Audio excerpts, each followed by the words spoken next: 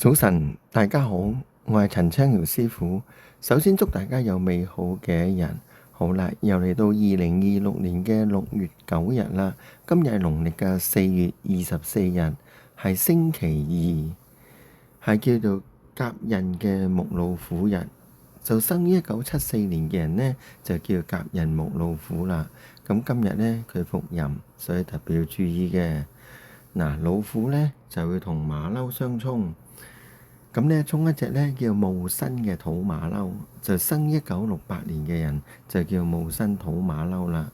咁同時都沖一隻呢叫庚申嘅金馬騮，就生1980年嘅人呢就叫庚申金馬騮啦。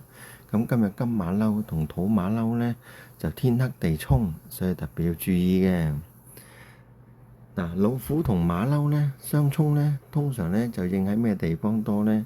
就通常呢就應喺好容易就係破財啦，咁走動方面呢就比較特別多嘅，比較勞累嘅。咁喺身體方面呢，特別要小心呢筋骨嘅受傷啦。咁呢，尤其是喺車禍方面特別要小心啦。所以呢，今日老虎同馬騮呢嘅人士呢，無論過馬路又好，揸車又好，特別要小心交通意外啦。逢沖呢就必動嘅，所以呢，我建議呢屬老虎嘅朋友同埋屬馬騮嘅朋友呢，今日去多做善事，去捐下錢啊，贈醫施藥啊，多做一啲利益眾生嘅事情啊，多做一啲布施啊，咁希望呢喺今日裏面呢可以提高自己嗰個運程，咁呢可以逢凶化吉嘅。今日嘅三煞位呢就喺北面喎。咁呢，千祈就唔好動土啦。咁尤其是屬老鼠嘅人，就更加不宜動土，因為北面呢係老鼠嘅方位嚟嘅。咁今日嘅三煞位喺北，個年又係個北面三煞，咁雙重三煞，所以特別要小心呢個北位啦。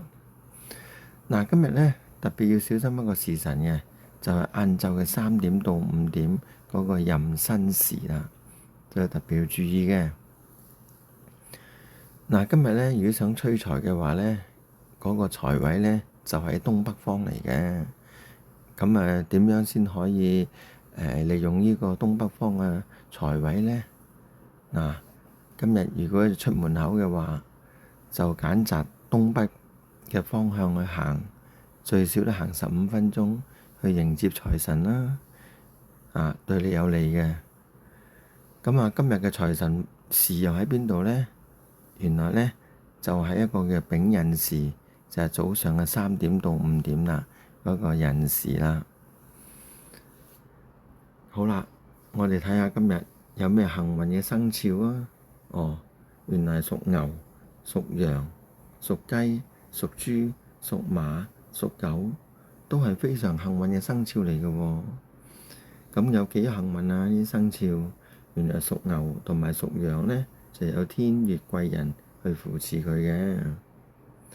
咁至於屬雞呢，就有天官貴人去扶持嘅。咁至於屬豬呢，佢就有六合貴人去睇住佢嘅。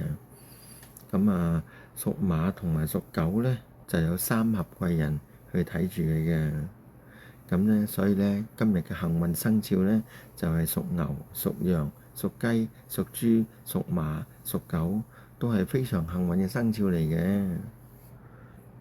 記得想逢凶化吉呢，最好嘅方法呢，就係多做善事，諸惡莫作，眾善奉行，咁就包你有運行啦。